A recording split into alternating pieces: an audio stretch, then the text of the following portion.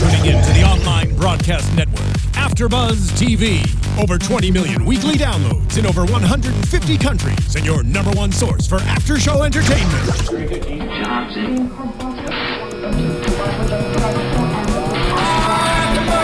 AFTERBUZZ TV, the destination for TV superfans, producing after shows for over 300 of your favorite TV shows, interviewing celebrities and showrunners, and bringing you behind-the-scenes exclusives. All thanks to E! Entertainment's Maria Menounos, producer Kevin Undergaro, and internet leader Akamai.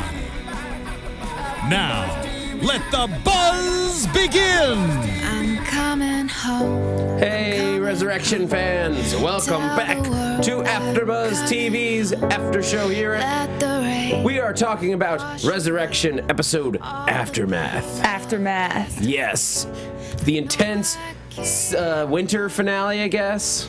We can go with that. Yeah. We can go with that. I'm your host, Zach Wilson. Joining me on tonight's panel, the lovely Chelsea Briche. Hi, guys. G. Madison, unfortunately, will not be able to join us today. He's too busy for his own good. Maybe next week we'll have him. Well, next week, none of us will be here. Oh, next week we will not be here. Resurrection's off until January. Right. This is break. That's why I say this is our winter finale. What's your overall reaction to this one, Chelsea? I actually thought it was I think it was one of the best ones yet, and I say that because I feel like every episode this season they started to put a new spin, and by that I mean in the acting, like the whole scene with Rachel not being able to get out of the house. Oh my God. I mean, and I feel like you don't expect something that intense with such great acting from this show, in all honesty. And then with Tom dying, I mean, the whole dynamic, usually little things I can be like, okay, I knew that was coming, but this episode I was really all about. Yeah, it's a lot. It was a lot to take in. Right? And that was such an why don't we talk about Rachel and Janine? Okay. Just right at the top. There's a ton of stuff going on this episode with because the aftermath, referring to, of course, Tom being hit by a car and killed. Crazy. Well, real quick, just to lead us into this, we got that weird opening. Super bizarre. That I feel like got glossed over because a lot of this episode was really intense. Yeah. No, I almost forgot until just now, but so we opened up on him, like Tom, in like this very white, faded dream world of sorts, where he's sitting, cradling the baby. His but remember, love child. as soon as I came on, I was like, "This is so not real," you know? Yeah. I mean, but it was a perfect lead in. And she's like, "We were so close," because it's so true. You know, they were so close to kind of maybe like figuring out and weeding. You know, I think it would have been a long process. Obviously, a lot of different dynamics going on, but they were getting so close. I mean, so to open up an episode in that manner, just right off the bat, they were. Yeah, I don't even know what. I guess there's two ways to look at it, and I'm kind of playing with both sides of my brain. Okay.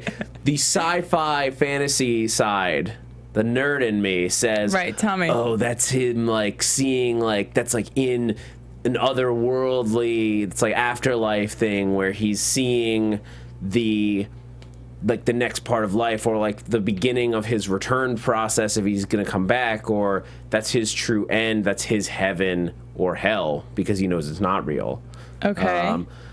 Then the more realistic side says, well, it could just be that's what flashed before his eyes before he died, because we got that weird moment, that misleading moment, right, of him with his eyes kind open on the ground, taking a gasp of air. Yeah. I thought for a second, I was like, oh, he lived. I know, we're both like, Tom's alive. Yeah, and I was actually really happy for a moment, because I don't want to see Mark Hildreth go. No. That would be real disappointing. I feel like he has to come back. I mean, it's literally a show about dead people coming back to life. I know, but then at the same time, I'm really split. I want him to come back because I love his character, and I'm not sure how it would develop without him. But at the same time, I don't necessarily want him to be returned. I don't have a solid reason why. I just almost feel like it would just completely mess up my whole vision of Pastor Tom. if he was returned. Well, it would be different, and that's the thing that I So think would be different. interesting, to see a character that we know as a Living. regular person to then go away and come back as a returned, because then we'd be able to see any differences. We've seen returned that die come back with Bellamy and Rachel. Right. We haven't seen somebody that we know that we've like spent time with die and come back, at least not to Right. my knowledge. I don't think we have. No. Or I think especially die in that manner, in a shocking way, not, he just, I don't know.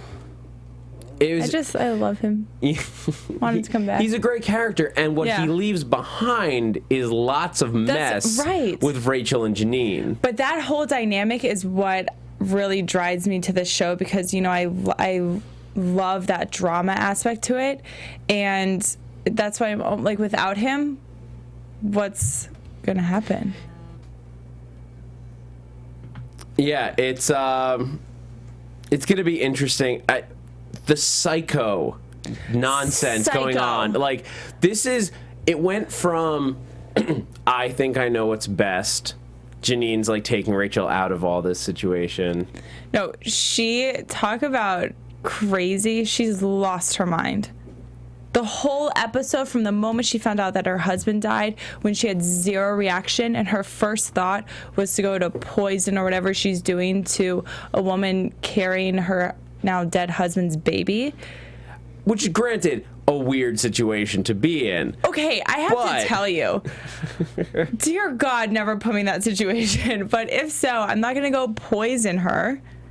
Well, I don't think she was poisoning her, because she wouldn't want to. She's not doing something. She's dosing her with, a sleeping pill, I guess? I don't, whatever it is, it's not nice, and it's not normal. We know that she gave Rachel a sleeping pill the night before, which but just seems like it's bad. I think it was the same thing, because she kept saying, like, drink your water, and if you saw there was an empty water glass already next to her, so whatever that pill is, or the powder that she put in. Because Rachel didn't remember going to bed. Which is scary. It's weird. Yeah, I mean, well, that's like clearly like somebody dosed you. Right. When you don't remember a conversation. Yeah.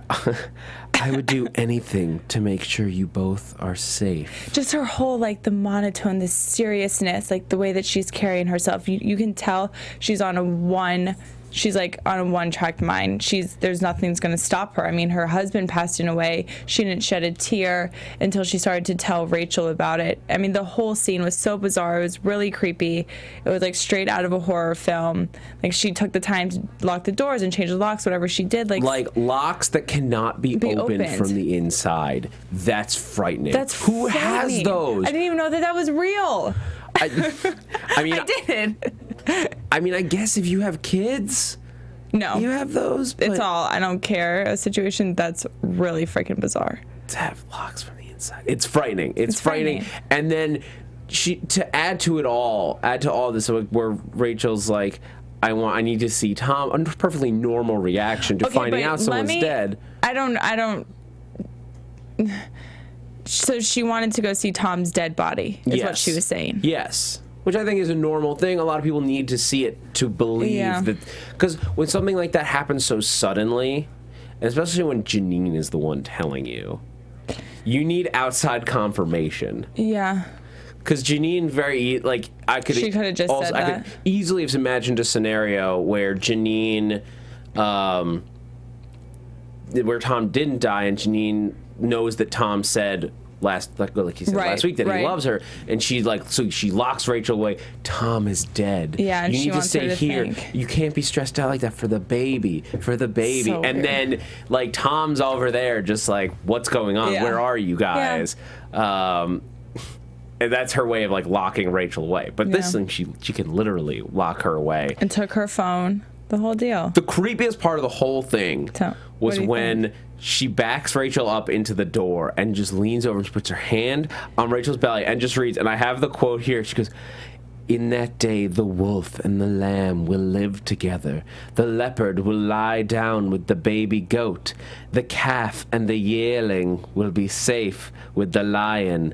and the little child will lead them all. I have to tell you, I don't think she said it in that voice. But She might as well have. Like, mine was comical creepy. Hers was just straight up scary. No, straight up scary. And I feel like as a woman, and a pregnant woman, for someone, you know, it's usually flattering, I would assume, when someone's touching your stomach.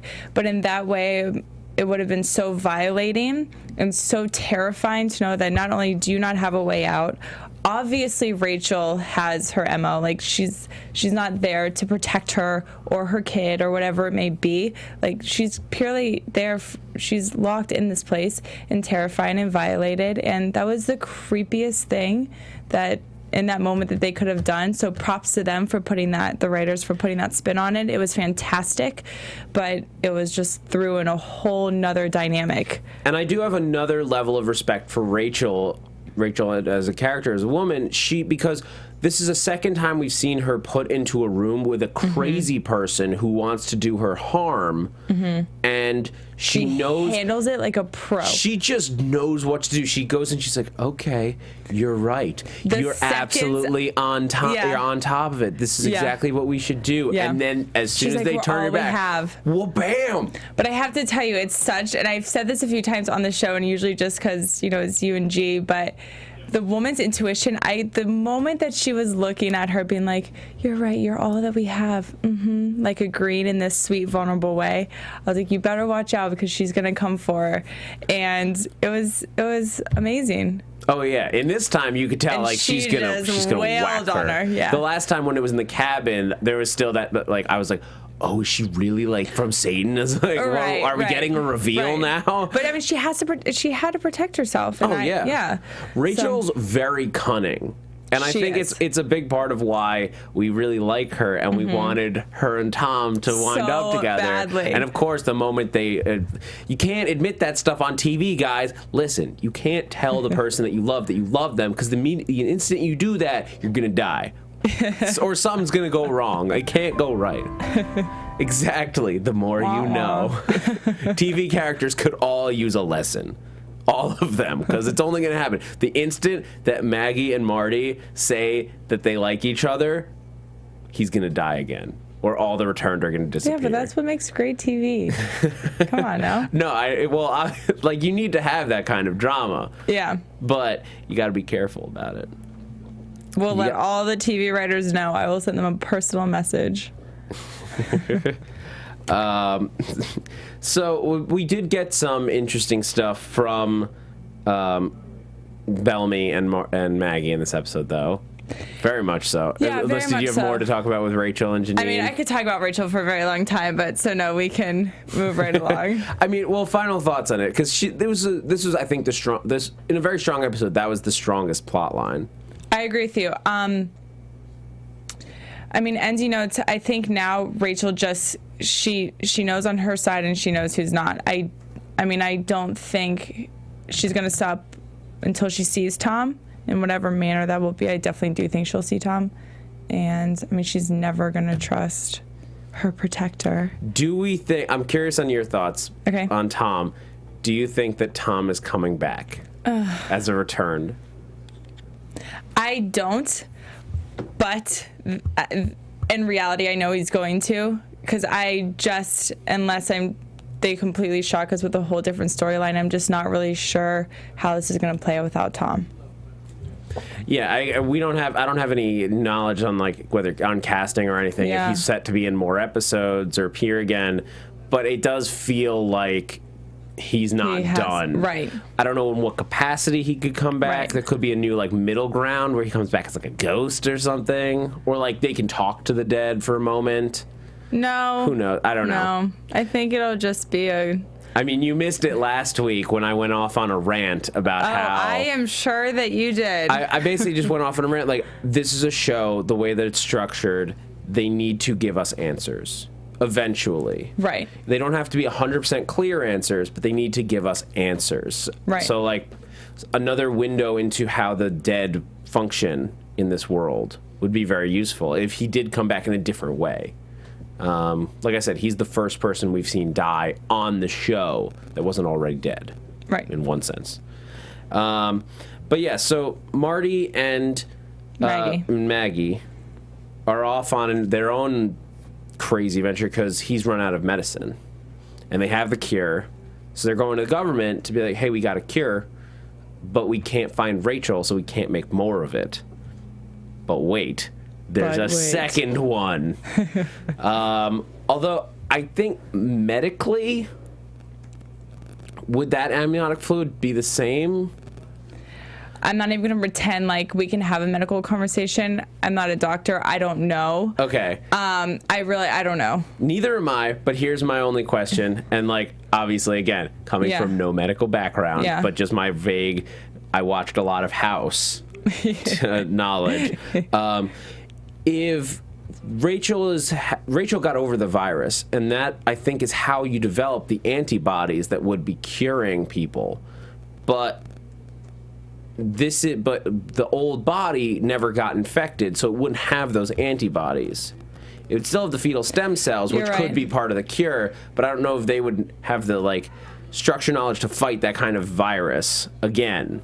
Or maybe they would be able to do it just because they're the same base thing. So introducing them, they would just do it all over again. I don't know. It's a problem of I'm not a scientist or a doctor, and this is fake science. Right, and it's a TV show, so even if we did have the answers on the show, I don't know. Either way, but so they go off and they're like trying to, like, we need the body.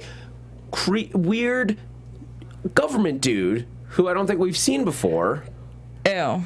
Oh, the superior. The superior. Like I was always conflicted on her. I never really thought she was a bad guy entirely. She was just a part of this system doing things we had no idea about.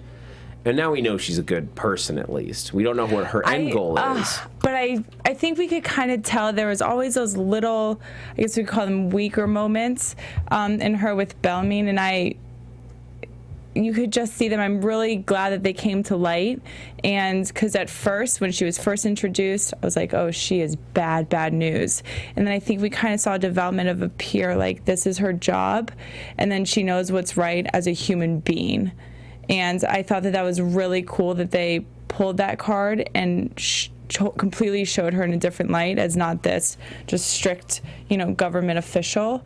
And so, I mean, when Maggie opened her purse and they found the drugs, that was a really cool moment, I think, for the show and for the characters. It was definitely very much moving the story along, which I liked. Because why would he not? Who is this guy? First, and what is his motive for not giving them this stuff? I mean, you could he just doesn't care. Like a lot of other people in the town, I think he views them as not humans anymore, not as real people. And that's why he said, let it take its course, like let them go. And I'm not sure. I don't think he wants them around. I don't think he cares in a sense to waste his time or any energy, whatever it may be, to help them out in any way, shape, or form. Yeah, I mean, he says, he says something about letting nature take its course. Yeah. Do you think he's sort of like, he wants to, like, take a step back and, like, see what happens? Yeah, I think he believes that, if we stop injecting them with a quote-unquote cure, obviously then they're going to have to disappear. And I took it as that's what he wants to happen. Let it run its course. Everything birthed, to be dead. And he that's what I feel like that's how it came across. I wonder if he's studying them to see if it's going to be that they're going to, like, move on to a new stage, or if, like, the ones that survive are, like, different in some way. So this is, like, thinning the herd to the strongest, or, like, the most whatever would, like, make them stand out. I mean, maybe I purely just took it just in my head as, for them to disappear and go away, so maybe things can settle down and, they don't have to worry about the dead coming back to life. But that was just my viewpoint. He's definitely a bad guy. He's definitely a bad guy. This is a guy, like, whereas our agent, I don't have her name in front of me, but she was our bad guy, sort of, but we never really knew her motives, and so now that we know them, we can see that she's really a good guy who just works for for the bad questionably, guys. potentially the bad guys. We still Yeah. don't know everything about this government operation. We've only seen the first level of it. Yeah. And this big bouncer jerk guy. Yeah. Who has reason to be mad at Marty. Let's be fair. He did electrocute him. Yeah, but if I was Marty, I would have electrocuted him too.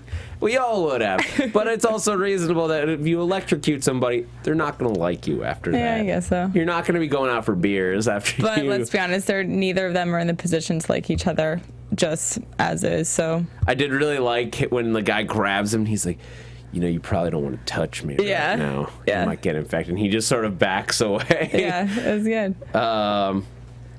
But so they have some of the amniotic fluid and some of the medicine to get him back at least. Correct. We were talking about like, why didn't she just inject him And I there? was like, inject him in the car. I don't think she gave them a needle, and I think that's why. But Or just to be a little more dramatic, like, we have to get you back to the clinic. yeah, Let's speed, Marty.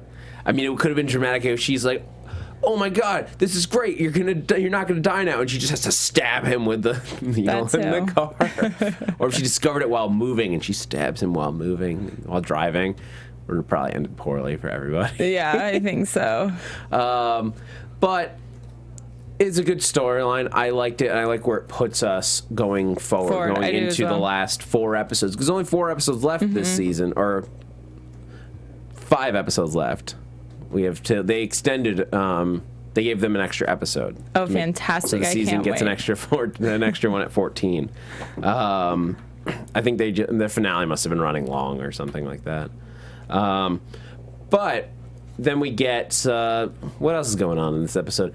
With Tom's death, also obviously Fred has to investigate what happened. Fred is actually he really grew on me this episode. I feel like that might be quick to change, but between him bringing a lot of foresight to Henry, between their mom, and I think handling Carl, everything, I feel like Frank did this episode. Fred. I was just totally team Fred, and I thought he was great. Fred went from like the jerk that we all hate. Yeah, it's like this like secret hero kind of. To now he's like, I'm gonna fight the good fight for the people. Yeah.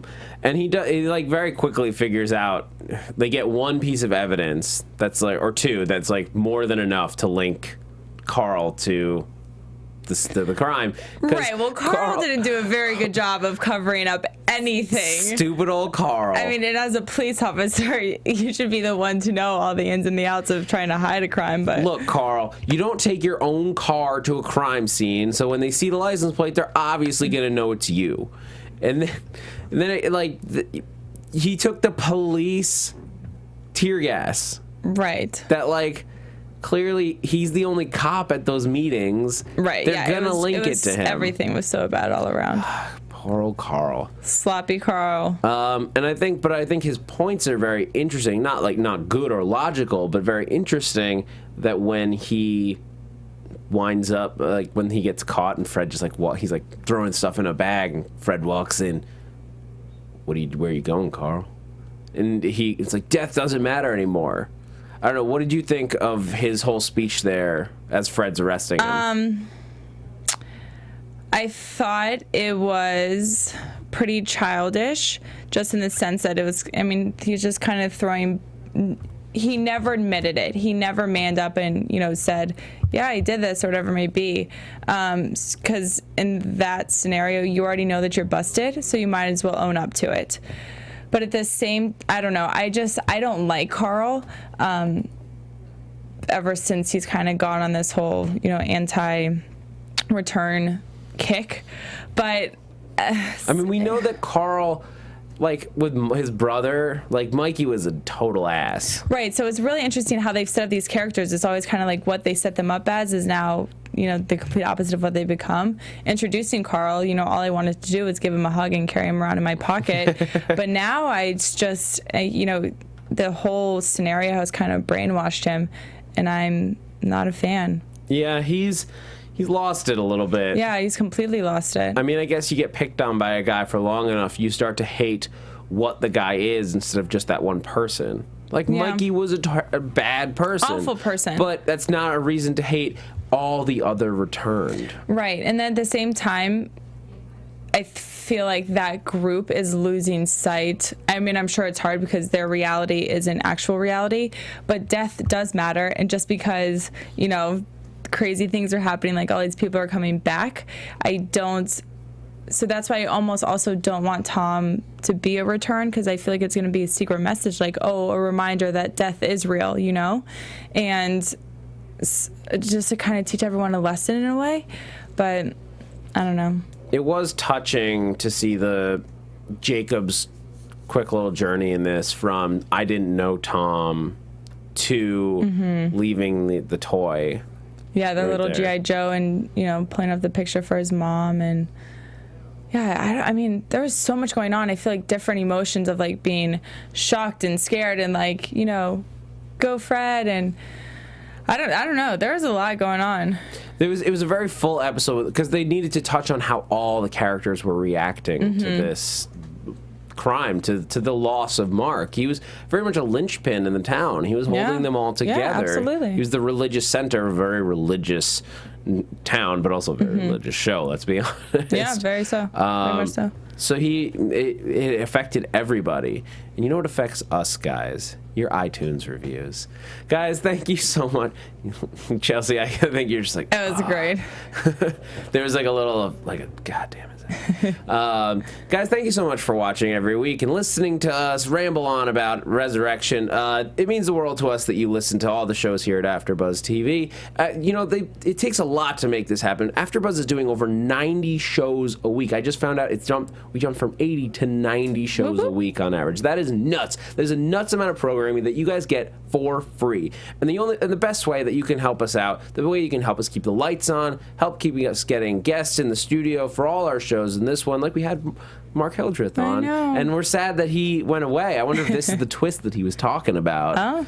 The best way that you can do is to go onto iTunes, subscribe if you're not already, rate, comment. We love to hear what you guys think, and if you do, you get a quick little shout out on the show. So I want to give a shout out to two of our Let's hear it. Our iTunes reviewers.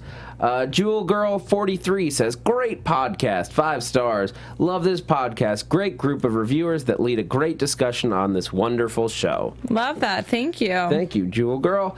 And PCTA says, love it. Great podcast. Zach is wonderful. His enthusiasm is contagious. Why did you pick that one to read? I don't know. Why would I like it? Thank you so much. Is this a biased PCTA. podcast now? I just read them all. That's what they say.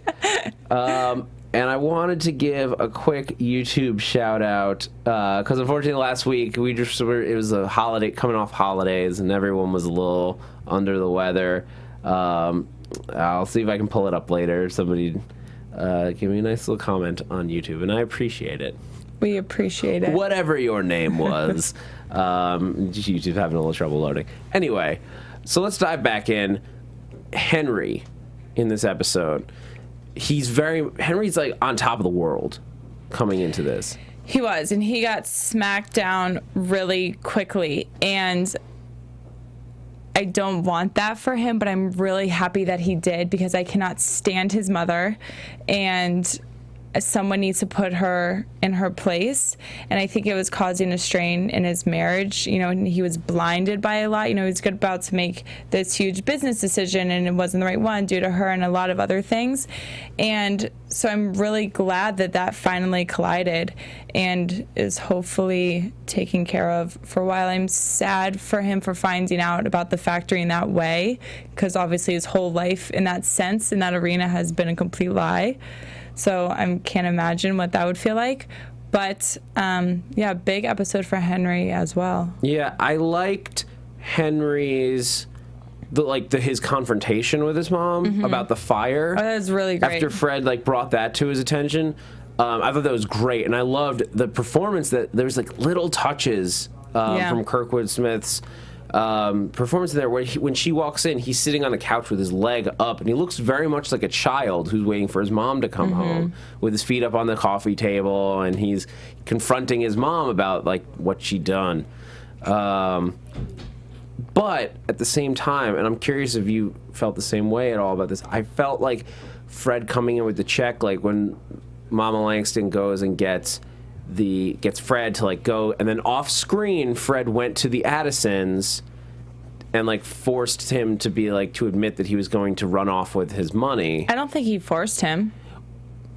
However he did it, he like got this guy to like give back the money, because obviously if this guy was trying to swindle him, right, like you'd think he wouldn't give it up so easy.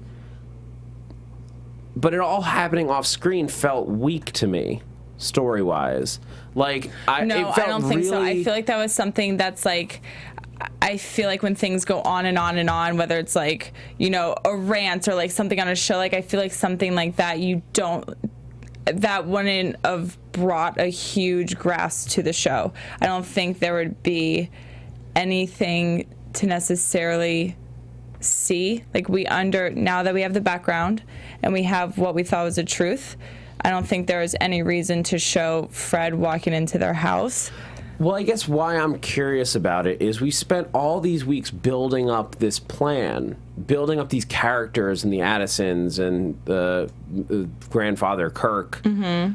And then last week we spent some time with Henry mortgage, like not having enough money from the bank and having to mortgage his house, like remortgage his everything that he owns basically to get this deal done. And then in basically a flash off screen, that's all negated. And I'm not, maybe it's coming, but so far I don't know why.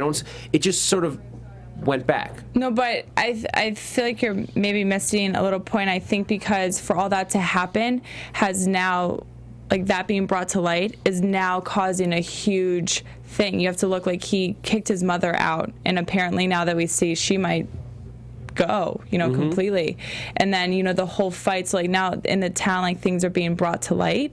I feel like maybe obviously it wasn't a coincidence, but when those guys showed up at Pastor Tom's, you know, little memorial scene, they pulled out that factory, you know, like all those little stabs, and we've never seen anything like that before on the show. So I feel like in all these different senses, it's coming back to light.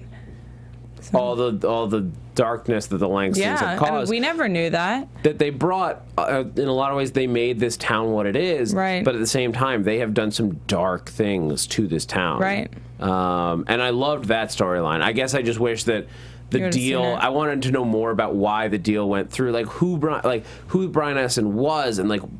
I mean, I'm sure we're going to see, like I said, again, like there's not going to be a huge plot line necessarily without them, but that was just like an extra sprinkle of drama in a sense, you know, and maybe we'll see more. Maybe it was just purely to be the icing on the cake for Henry, you know, to finally realize how his mother is, you know, and have some things cleared up in his past.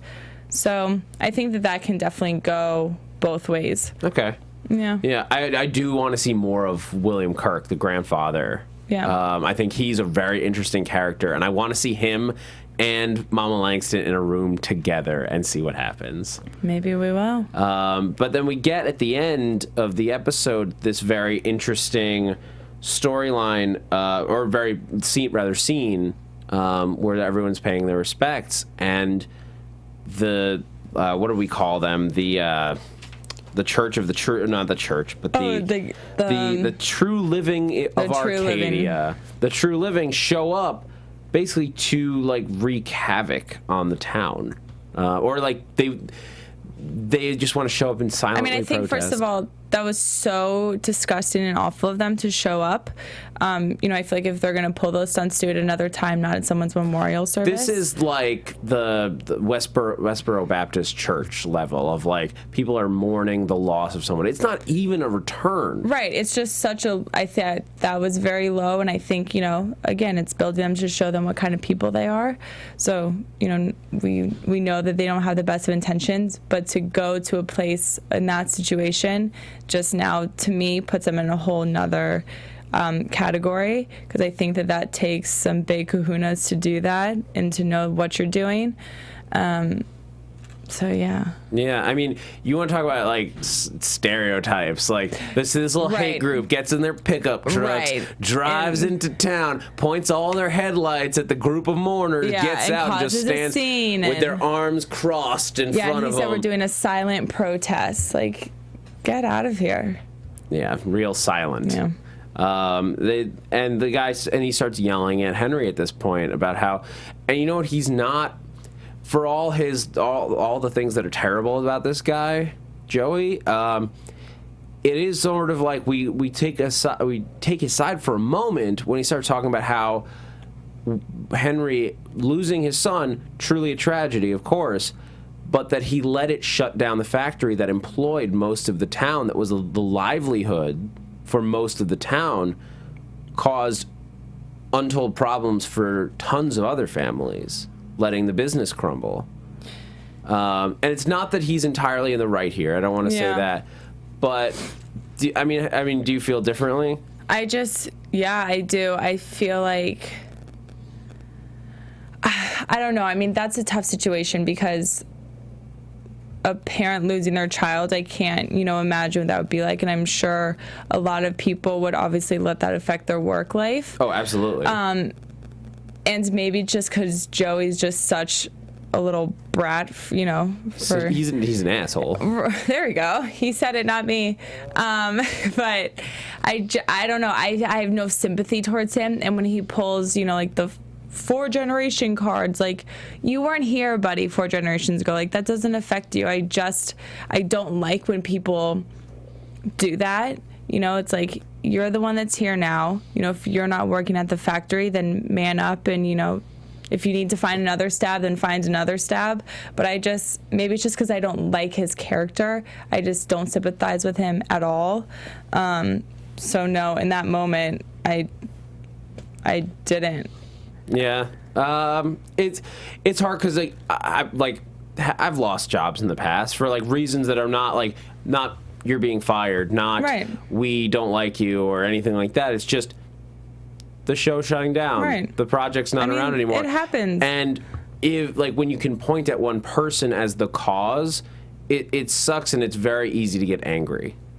But he's directed his anger in exactly the wrong way. Mm-hmm. He's directed in a violent way, a way that is just hateful, because he's directing it at a group of people who they're not nothing to do with it. They did not ask to return. They just they're like, how did I get here? Right. And they're trying to live day by day. Yeah, so he's and at this point, Jacob's watching this whole thing, this whole showdown, and realizing that him being there, that all the returns being there are what's causing this turmoil. And so him and Margaret just leave. But I have to tell you, I feel like his parents would so much rather him be there. You know what I mean? Have to get into a little scuffle with an idiot 21-year-old, or, have to have paint on their door, than to not have him there. And obviously at such a young age, I don't think that's what he realizes. And I think that was really cool of him, in a sense, and very caring and thoughtful, to be like, it's hurting to see my parents hurt. But at the same time, you always, in a situation like that, you have to take yourself out of it and step back and be like, okay, so if I'm not here, what does this picture look like, And I would assume if Jacob goes, he's coming back as well, because if not, I'm not sure where, the whole series goes. But, that was a heavy moment, and, we ended with, his mom just screaming his name and in pure panic. And that's scary. Because they don't think, in her mind, he didn't just walk away. She knows. That's, you know what I mean? Like, you think? Well, I think she's imagining he disappeared. Oh, because really? we have all these the return just vanishing, and they're worried about that because they don't know what exactly causes what's going on. We lost Barbara; she just disappeared. We know that Margaret had something to do with it, and Margaret was around. Margaret had just been kicked out of the house. She was mad. So I think Lucille's thinking Jacob disappeared. He's gone forever. Yeah, of course. She's just in pure panic. Poor mama. I have to respect Jacob's decision, because you're right. You have to take so selfish. You have to take a step. Well, it is and it isn't, because he's doing it. He could easily be more comfortable living at home with his parents, and he wants to go to school and have friends and all that. But he's seeing that his presence being there, violence could come to Henry and Lucille's door. They could be the subject of violence. He literally sees his father get pushed to the ground and attacked, not directly because of Jacob, but in essence because of the return, because that's why those guys are there. Right. And so he decides, I don't want to be the cause of all that. I don't want to be the reason that my parents get hurt. So I'm going to leave. I'm going to go with my grandma, and we're just going to leave. And she had already told him, and he trusts her, for better or for worse. She'd already told him, we need to leave. We're going to have to leave. We're going to have to go at some point. Right. Crazy old cat I Stark. hope she never comes back. As a character, I'm like, she's a fantastic get out of here. But she has brought so much life to this show. Yeah, she has. Ironically. It's taken the show to a new level because her character is so much fun to watch because I don't know what she wants and what she's up to. And I hope she comes back. What do you think? Do you think that they're coming back? How soon? I think Jacob and the grandmother are coming back, assuming that they've gone. Tom, I don't know. Like I said, I'm still super split, and I think Marty's here for the long haul. Okay. So. Yeah, I don't think Marty's going away by any means. No. But I'm excited. Let's just go officially into predictions. Let's do it. And now, your AfterBuzz TV predictions. Okay, so I don't know what we've got coming up. We have a few weeks off for the holidays. The show will be back on January 4th. Whoop. What do you think? I mean, what overall? How do you think the season's gonna wrap up? You know what? Fantastic question. I don't have an answer for you. I think I kind of had a little going, but after tonight, it was just a whole whirlwind. I don't know. A week ago, I could have given you a million different thoughts. I think so too. I have no clue where we're headed now. But I think that's great, and we've never been in like a position like this, especially last season or so far this season. So I think it's really cool. I want to be surprised and completely like, wow, I didn't see that coming, because sometimes it is a little predictable. So I'm great to say I don't know. I'm not sold on a single thought. So yeah, I'm excited to see what happens with Rachel. We left her sort of sitting at train tracks, like eerily, because she probably doesn't know where to go. And I think that's probably what it was. I was worried that she was gonna pull onto the tracks. I thought about that for a second too. I'm like, oh my gosh, Rachel, don't do it. Don't do that. And I don't think they're going that direction. No, I don't she think cares too much about the kid at this point. But it'll be interesting to see if she goes back to Arcadia versus just going out on the run. And I hope she goes back to Arcadia because I really want Janine to get her comeuppance. Yeah. For her creepy. They're not done. They're not done with each other. And then does Janine then accuse Rachel of attacking her? Does Janine go over to the True Living or something? But they're the ones that killed Tom. So what does all happen? Does Janine go on a rant about the return? Who knows? So many Lots questions. of stuff to happen. Let us know, guys. Go onto YouTube and iTunes. While we're on break, that's what you can do. Leave us a comment. Let us know what you think is going to happen. 4 episodes left. We're basically going through January before we finish up. Who knows what's going to happen? We certainly don't. Thank you guys for watching. Chelsea Briche, where can people keep up with you while we're away? Hey guys, you can keep up with me on Instagram and Twitter. My handles are at CBriche, CBRICHE. Have a Merry Christmas and Happy Holidays. And you guys can follow me on Twitter and Instagram at @ZachWilson, ThatzachWilson. And also here at AfterBuzz on a ton of shows. I've got a few left for the holidays. Grimm has another episode, Agents of S.H.I.E.L.D., lots of other stuff. Oh, and I wanted to give a shout out to Lola Larissi, who said, you're doing a great job solo, Zach. Thanks for keeping the show going.